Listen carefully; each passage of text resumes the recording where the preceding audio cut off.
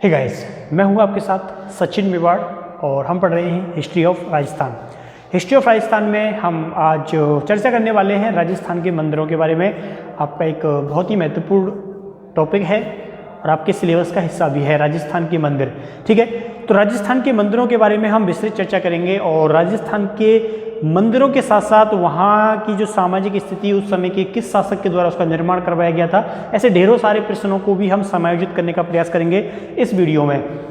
चलिए स्टार्ट करते हैं राजस्थान के प्रमुख मंदिरों के बारे में। देखिए, हम लेक्चर स्टार्ट करें उससे पहले राजस्थान के प्रमुख मंदिर,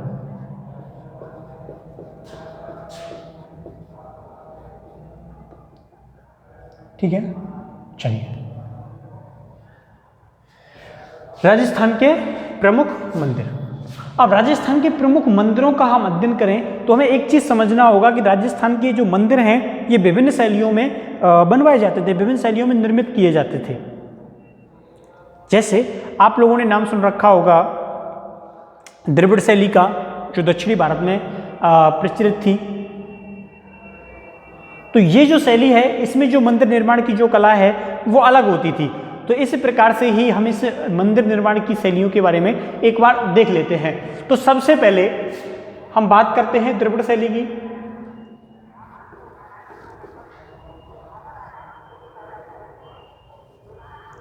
इस द्रविड़ शैली में जो मंदिरों का जो निर्माण होता है वो पिरामिड नुमा आकृति होती है, उसमें मंदिरों का निर्माण किया जाता है।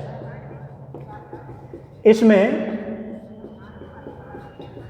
मंदिरों का शिखर, जो ऊपर का भाग, मंदिरों का शिखर पिरामिड नुमा होता है, पिरामिड नुमा होता है। ठीक है, कैसा होता है? पिरामिड नुमा होता है। उनका जो शिखर होता है वो पिरामिड नुमा होता है। ये लाइन आपको याद रखनी है, यही इसके डिफरेंट को आप लोगों के सामने रख देगी। अब देखिए, जो दूसरी शैली आती है उसका नाम भी आप लोगों ने सुना रखा होगा, पंचायतन। पंचायतन शैली।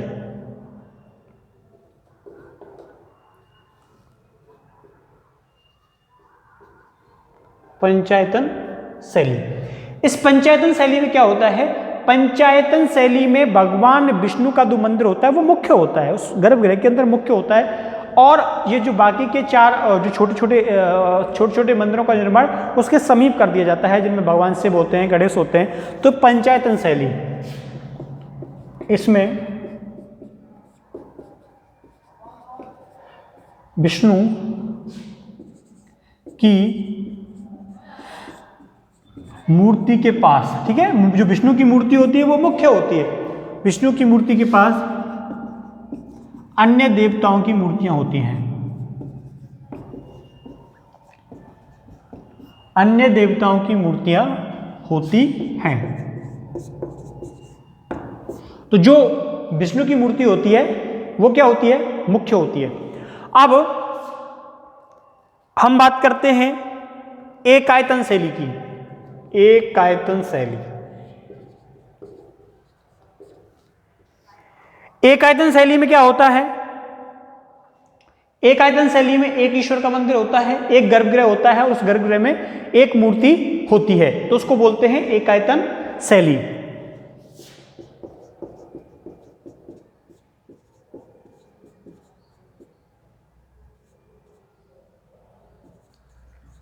ईश्वर या देवता की मूर्ति होती है, एक ईश्वर या देवता की मूर्ति होती है। किसमें? एकायतन शैली में। तो इसमें एक ईश्वर या देवता की मूर्ति होती है। ठीक है, एक गर्भगृह होता है और उस एक गर्भगृह में एक ईश्वर या एक देवता की मूर्ति होती है। ठीक है, चलिए अब देखिए, चौथे नंबर पर हम लेते हैं, द्रविड़ शैली हो गई, बेसर शैली को लेते हैं। ठीक है, बेसर शैली। देखो, बेसर शैली जो है वो द्रविड़ शैली और जो नागर शैली है, इन दोनों शैलियों का क्या है? मिश्रित रूप है। द्रविड़ शैली एवं नागर शैली का मिश्रित रूप है। क्या है? मिश्रित रूप है। इन दोनों शैलियों का मिश्रित रूप है, द्रविड़ शैली का और नागर शैली का। यह बात आपको याद रखनी है। और अब हमने बात की है नागर शैली की, तो नागर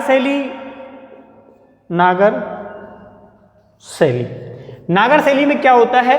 इसमें जो मंदिर का जो शिखर होता है, जो मंदिर का जो शिखर होता है, इसमें मंदिर शिखर नुमा होता है। कैसा होता है? शिखर नुमा होता है। बिल्कुल ऐसे करके बनते हैं ना जो मंदिर, ये नागर शैली के क्या होते हैं? उदाहरण होते हैं। शिखर नुमा होता है। ये उत्तर भारत में ज्यादा प्रचलित है। ये उत्तर भारत में ज्यादा प्रचलित है। क्या है? ज्यादा प्रचलित है। ठीक है, तो देखिए द्रविड़ शैली, पंचायतन शैली, एकायतन शैली, बेसर शैली और नागर शैली, इन शैलियों के अंतर्गत ही ज्यादातर जो मंदिर हैं उनका क्या हुआ था? निर्माण हुआ था। तो मैंने आपको बता दिया है, द्रविड़ शैली, पंचायतन शैली, एकायतन शैली, बेसर शैली और नागर शैली। आप इनको याद रखोगे। ठीक, मिटाएं, आगे चलें।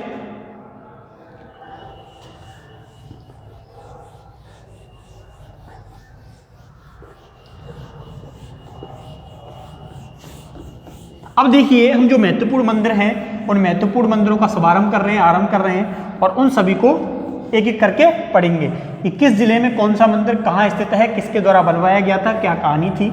ये सारे सवालों के जवाब भी हम खोजने का प्रयास करेंगे। ठीक है, देखो सबसे पहले शुरुआत करते हैं एकलिंग जी का मंदिर।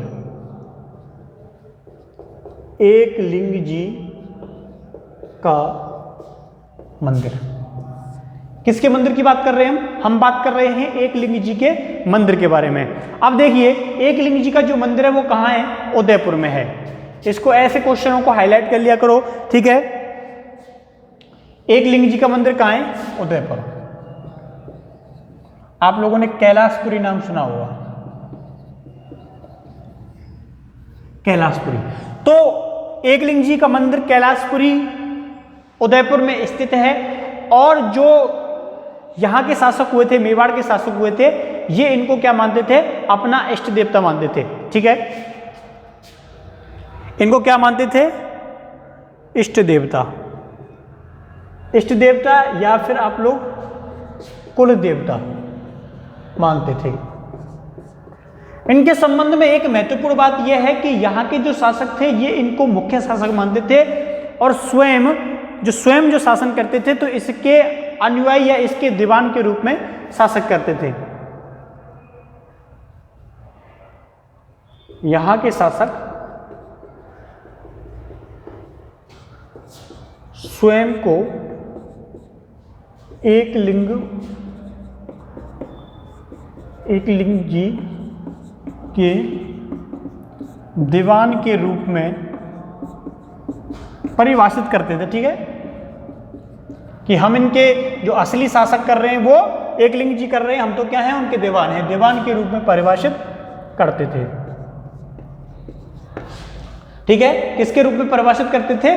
दीवान के रूप में परिभाषित करते थे। तो किसकी बात कर रहा हूं मैं? यहां के शासक। क्लियर बात है? ठीक, चलो अब आगे क्या होता है? आगे बात करते हैं निर्माण की। तो इसका जो निर्माण किया गया था वो किसके द्वारा किया गया था? तो आप लोगों ने जब पढ़ा था किसके बारे में? बप्पा रावल के बारे में। जब हमने इतिहास शुरू किया था तो बप्पा रावल के बारे में पढ़ाया था। तो इसका जो निर्माण है वो किसके द्वारा कराया गया? बप्पा रावल के द्वारा।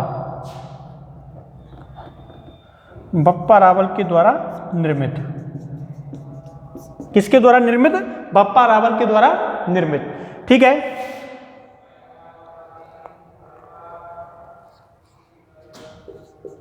और राणा मोकल ने क्या कराया? राणा मोकल ने इसका जीर्णोद्धार कराया था। राणा मोकल ने इसका जीर्णोद्धार कराया था। तो जीर्णोद्धार किसके द्वारा करवाया गया? जीर्णोद्धार इसका राणा मोकल के द्वारा करवाया गया। ठीक है, मोकल। आप लोगों ने राणा लाखा और हंसाबाई की कहानी तो सुनी ही होगी। तो राणा मोकल ने इसका क्या कराया, जीर्णोद्धार करवाया।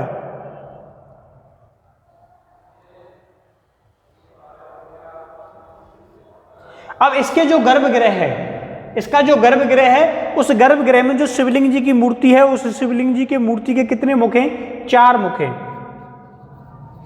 कितने मुख हैं, 4 मुख हैं।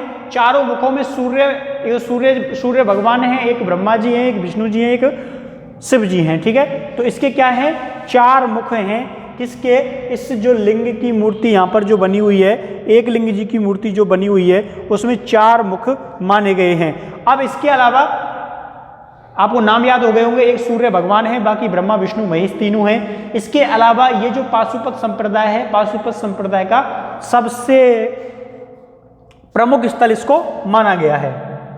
तो नोट डाउन कर लेना, पाशुपत संप्रदाय का सबसे प्रमुख स्थान है। किसका, पाशुपत संप्रदाय का सबसे प्रमुख स्थान है।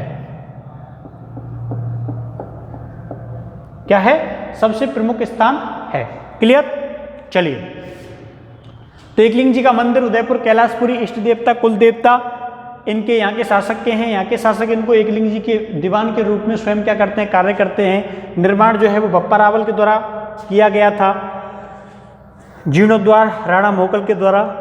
4 मुख का शिवलिंग है, जिसमें ब्रह्मा विष्णु महेश और सूर्य देवता हैं। इसके अलावा जो पाशुपत संप्रदाय है, इस पाशुपत संप्रदाय का क्या है, ये मंदिर है। ठीक है, मिटा दें अब इसे।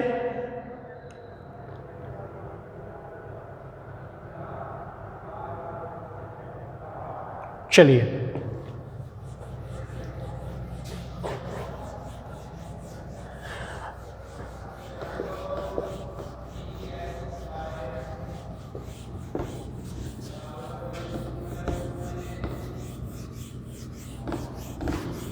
उदयपुर के और मंदिरों की हम बात करें, उदयपुर के और मंदिरों की अगर हम बात करें, तो मुख्य नाम आता है अंबिका देवी का मंदिर।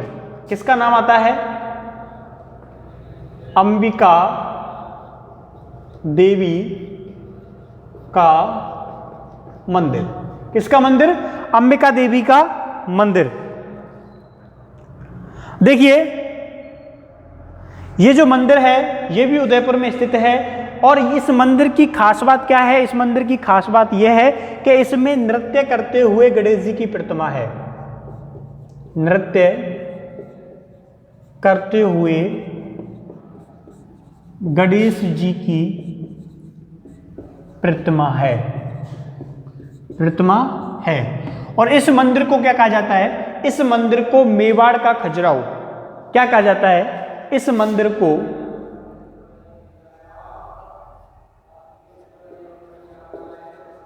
मेवाड़ का खजुराहो कहा जाता है। ठीक है, तो आपसे पूछ ले कि मेवाड़ का खजुराहो किस मंदिर को कहा गया, तो अंबिका देवी के मंदिर को कहा गया। नृत्य करते हुए गणेश जी की प्रतिमा कहां से मिली है, तो कहां पे स्थित है, तो वो अंबिका देवी के मंदिर में है। अंबिका देवी का जो मंदिर है वो कहां पे है, तो जगत उदयपुर में है। ठीक है, ये कहां पर है, जगत उदयपुर। जगत उदयपुर में ये मंदिर बना हुआ है। किसका मंदिर है, अंबिका देवी का मंदिर है। यहाँ नृत्य करते हुए गणेश की क्या है, प्रतिमा है। और इसे क्या कहा जाता है, इसे मेवाड़ का खजुराहो कहा जाता है। और मंदिरों की अगर हम बात करें तो यहां से एक मंदिर और प्राप्त होता है। एक मंदिर यहां पर और है जिसका नाम क्या है, सास बहू का मंदिर। सास बहू का मंदिर। ठीक है, कौन सा मंदिर, सास बहू का मंदिर। ये कहां पर स्थित है, तो ये नागदा में है। नागदा कहां है, उदयपुर में। तो ये मंदिर कहां पर स्थित है, नागदा। ये कहां है, उदयपुर। ठीक है, तो सास बहू के मंदिर के बारे में खास बातें क्या क्या हैं, ये भगवान विष्णु को समर्पित है। भगवान विष्णु को समर्पित, भगवान विष्णु को समर्पित है। इसका जो नाम है वो सहस्त्र बाहु है। ठीक है, इसका जो नाम जो दिया हुआ है वो क्या दिया हुआ है, सहस्त्र बाहु। कितनी बाहु, सहस्त्र बाहु। लेकिन बाद में अपभ्रंश के कारण इसका नाम जो है वो परिवर्तित हो गया, सहस्त्र बाहु से सास बहु बन गया। ठीक है, क्या बन गया, सास बहु। तो पहली बार जब हमने भी इसका नाम सुना था तो सोचा था कि वास्तव में या किसी सास बहु का मंदिर है, लेकिन बाद में इसके बारे में जानकारी मिली कि ये जो है वो किसको समर्पित है, तो ये भगवान विष्णु को समर्पित है। ठीक है, देखिए ये जो है वो महामारू शैली में निर्मित मंदिर है। महामारू या फिर बोल सकते हो आप सोलंकी शैली में निर्मित,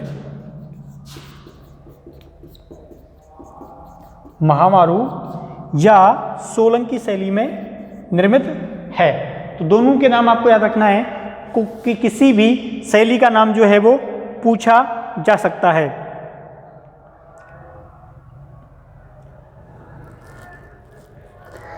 चलिए अगला जो मंदिर की बात करते हैं इसको आप उतार लीजिए, उसके बाद हम आगे के मंदिरों के बारे में चर्चा करेंगे।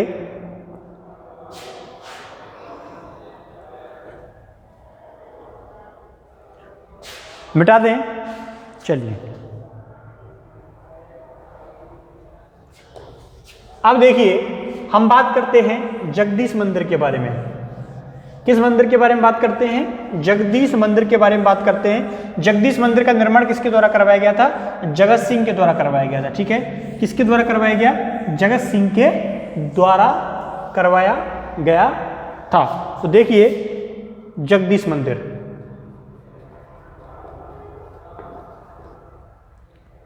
जगदीश मंदिर कहाँ पे है, उदयपुर। इसका जो निर्माण करवाया वो किसने करवाया, जगत सिंह। कौन से जगत सिंह, फर्स्ट जगत सिंह। कब करवाया, 1651 में। याद रखोगे ना, जगदीश मंदिर उदयपुर निर्माण जगत सिंह फर्स्ट, कब, 1651 में। ये याद रखना है, निर्माण जगत सिंह फर्स्ट 1651 में। अब देखिए ये जो जगदीश मंदिर है ये पिछोला झील के किनारे है। पिछोला झील के किनारे। सिटी पैलेस का नाम सुना है, सिटी पैलेस का नाम आप लोगों ने सुना ही होगा। तो यहां पर ये पिछोला झील के क्या है, किनारे है। इसमें जो प्रतिमा है वो प्रतिमा 5 फुट क्या है, लंबी है। इसमें काले रंग की 5 फीट लंबी जगदीश की प्रतिमा है। ठीक है, जगदीश भगवान की।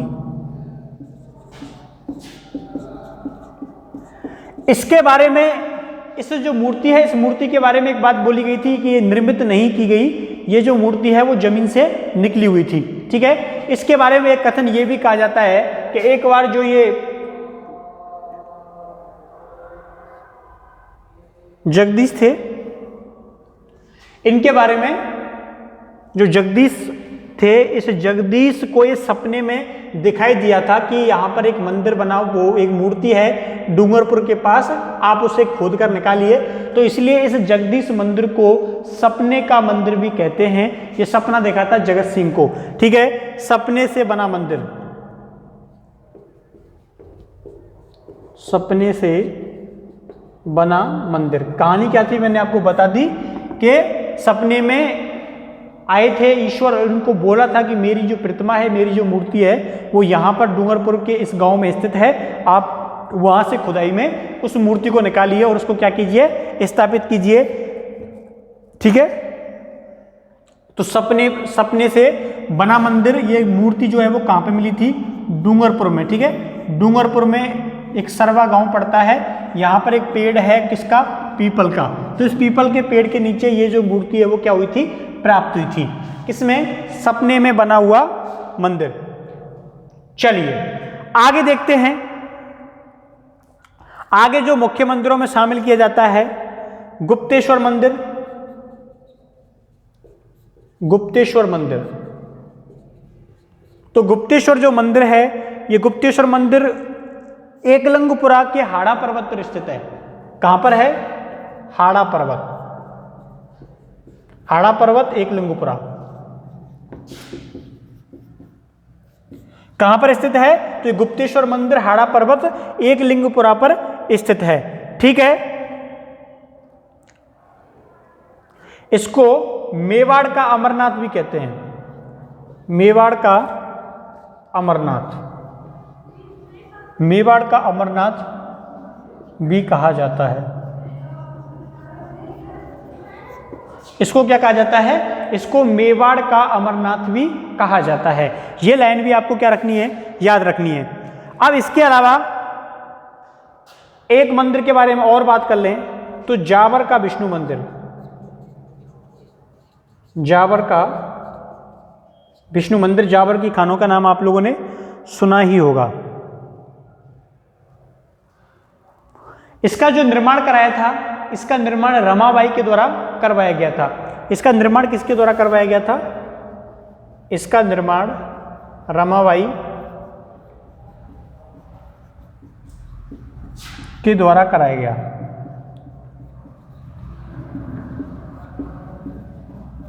इसका जो निर्माण है वो किसके द्वारा कराया गया था? इसका निर्माण रमाबाई के द्वारा करवाया गया था। ये क्या है? जावर का विष्णु मंदिर है। कहाँ का विष्णु मंदिर है? जावर का विष्णु मंदिर है। ठीक है, और ये इस जो मंदिर की जो नींव रखी है वो किस में रखी हुई है? पंचायतन शैली में, पंचायतन शैली। तो फटाक से इसको उतारिए, उसके बाद आगे लिखते हैं इसके बारे में, आगे के मंदिरों के बारे में चर्चा करते हैं। ठीक है,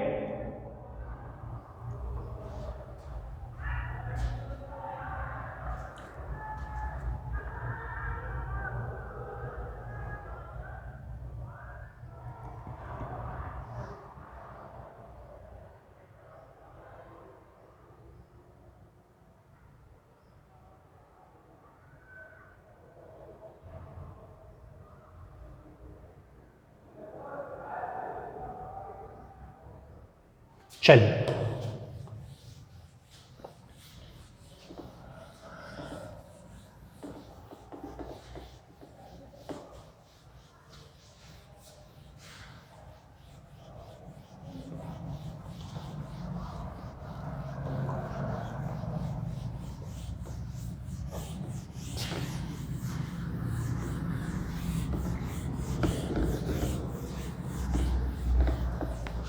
अब देखिए कंसुआ का शिव मंदिर। देखिए कौन सा शिव मंदिर? कंसुआ का शिव मंदिर, कंसुआ का शिव मंदिर। कहां पे है कंसुआ का शिव मंदिर? तो कंसुआ का शिव मंदिर है कोटा में। कंसुआ का जो शिव मंदिर है ये कहाँ है? कोटा में। और इस मंदिर की विशेषता के बारे में ये बताया जाता है कि ये जो मंदिर है, ये जो मंदिर है, इस मंदिर के गर्भगृह में शिवलिंग है। वो शिवलिंग जो है वो 108 मुखी है, और उस शिवलिंग पर जो सूर्य की जो रोशनी है, वो सुबह जो सूर्य निकलता है तो वो सीधी जाकर उस सूर्य, वो जो बना हुआ शिवलिंग है उसके ऊपर वो रोशनी सीधी जाकर पड़ती है। ठीक है, कैसे जाके पड़ती है? सीधी रोशनी जाके उस शिवलिंग के ऊपर पड़ती है। ठीक है, तो ये इसकी खास विशेषता है। तो लिखना है कंसुआ का शिव मंदिर।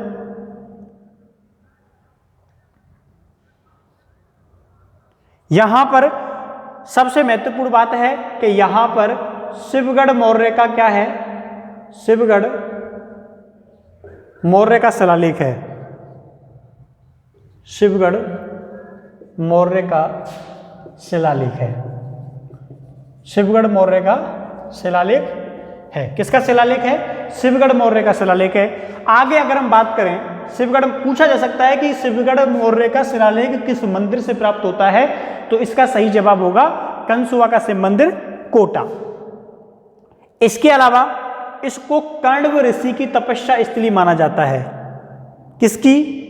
कर्णव ऋषि की तपस्या स्थली माना जाता है।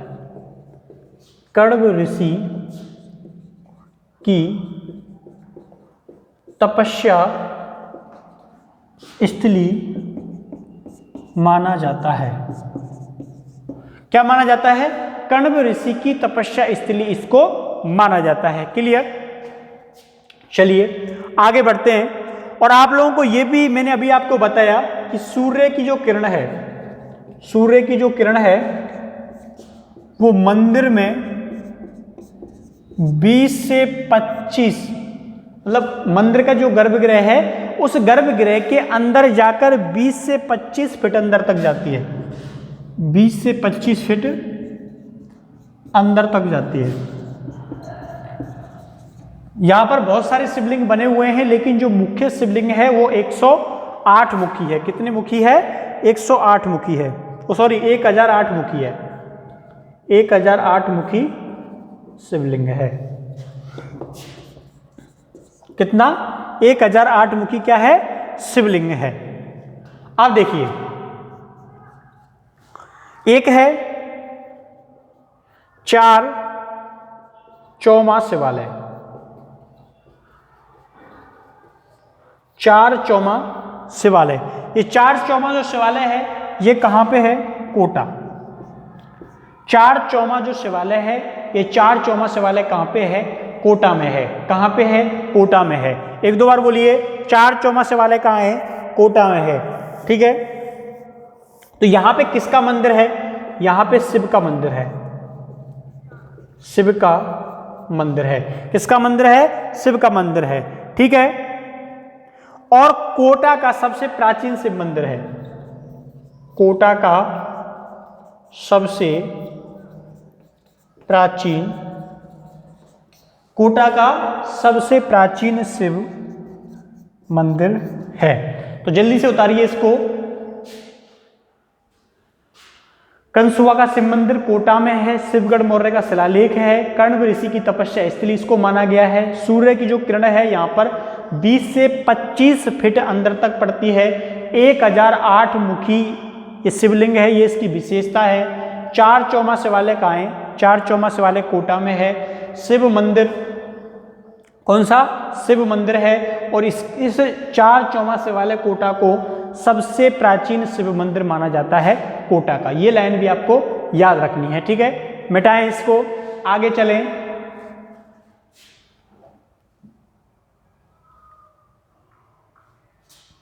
देखिए अब आगे बात करते हैं हम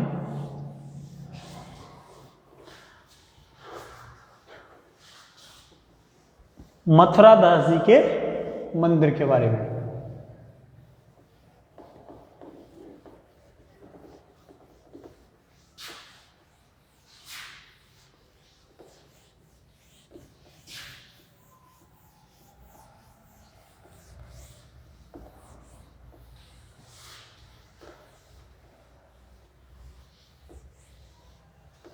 देखिए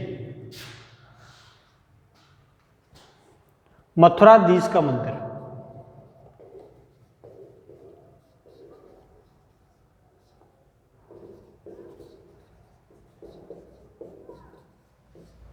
ये मथुराधीश का मंदिर कहां पे है? कोटा में है। मथुराधीश जी का मंदिर कहां पे है? कोटा में है। इस मंदिर की विशेषता क्या है? ये कृष्ण को समर्पित है। कृष्ण को समर्पित। किसको समर्पित है? कृष्ण को समर्पित है। इसकी जो स्थापना की गई थी, इसकी जो स्थापना की गई थी वो वल्लभाचार्य के पुत्र थे। क्या नाम था? विट्ठलनाथ जी। नाम आपने सुन रखा होगा कई बार। तो विट्ठलनाथ जी के द्वारा इसकी स्थापना की गई थी। विट्ठल नाथ के द्वारा इस मंदिर की स्थापना की गई। क्या की जाती है? इस मंदिर की स्थापना की जाती है। किसके द्वारा की जाती है? तो विट्ठलनाथ जी के द्वारा इस मंदिर की स्थापना की गई थी। ये जो मंदिर है वो वैष्णव संप्रदाय, ये जो मंदिर है कौन सा? मथुराधीश का मंदिर कोटा में, ये वैष्णव संप्रदाय की मुख्य पीठ है, की मुख्य पीठ है। किसकी मुख्य पीठ है? वैष्णव संप्रदाय की मुख्य पीठ है। कौन सा मंदिर? मथुराधीश जी का मंदिर वैष्णव संप्रदाय की मुख्य पीठ है। ठीक है, तथा इसको 7 पीठों में शामिल किया जाता है। इसको 7 पीठों में शामिल किया जाता है। शामिल किया जाता है। कौन सी पीठ है ये? कोटा। कोटा पीठ है और इसको भारत की जो प्रमुख 7 पीठ हैं उनमें क्या किया जाता है? शामिल किया जाता है। तो आप समझ सकते हो कि इसका कितना महत्व है इस संप्रदाय के लिए। ठीक है, चलिए अब देखिए हम आगे बात करते हैं अगले मंदिर की, जो कि है विभीषण मंदिर। कौन सा मंदिर है? विभीषण मंदिर।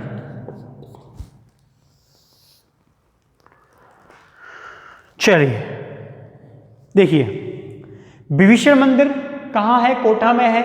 और ये जो विभीषण मंदिर है, इस विभीषण मंदिर के केवल सर की पूजा की जाती है, क्योंकि इसका धड़ जो है वो नहीं है। तो विभीषण मंदिर कहाँ है? कोटा में। केवल इसमें लाइन लिखनी है, इसमें सर की या सिर की पूजा की जाती है, पूजा की जाती है। इसमें धड़ नहीं है, इसमें धड़ नहीं है। किसका? विभीषण मंदिर का। तो विभीषण का मंदिर है, इसकी विशेषता है कि इसका धड़ नहीं है। इसका जो शीश है, इसका जो सर है, शीश को राम भक्त, किसको? शीश को राम भक्त मानकर पूजा जाता है। शीश को राम भक्त मानकर पूजा जाता है। ठीक है, क्लियर? तो यह है विभीषण मंदिर। कहाँ पे? कोटा। इसकी क्या की जाती है? सर की पूजा की जाती है। इसका धड़ जो है वो नहीं है। शीश को किस रूप में पूजा जाता है? तो शीश को राम भक्त के रूप में पूजा जाता है। क्लियर? अब देखो हम बात करते हैं बूढ़ादीत का सूर्य मंदिर। इसको भी लिख दो, बूढ़ादीत का सूर्य मंदिर। बूढ़ादीत का सूर्य मंदिर कहाँ स्थित है? कोटा में। बूढ़ादीत का सूर्य मंदिर कहाँ है? कोटा में। आप लोग इसको फटाक से उतारिए। उसके बाद हम आगे चलते हैं और आगे यानी कि कल हम इसके नेक्स्ट पार्ट को बनाएंगे, इसके नेक्स्ट मंदिरों के बारे में विस्तृत चर्चा करेंगे। आज के लिए बस इतना ही। मिलते हैं कल एक नए लेक्चर में, नए वीडियो के साथ। आप लोग मुझे टेलीग्राम ऐप पर भी फॉलो कर सकते हो। टेलीग्राम ऐप पर आपको सर्च करना होगा SACHIN सचिन सर हिस्ट्री। ठीक है, क्या सर्च करना होगा? सचिन सर हिस्ट्री सर्च करना होगा। आप मेरे टेलीग्राम से ज्वाइन हो जाओगे। तो मिलते हैं कल एक नए लेक्चर के साथ, नई वीडियो के साथ। तब तक के लिए थैंक यू, धन्यवाद, बाय बाय।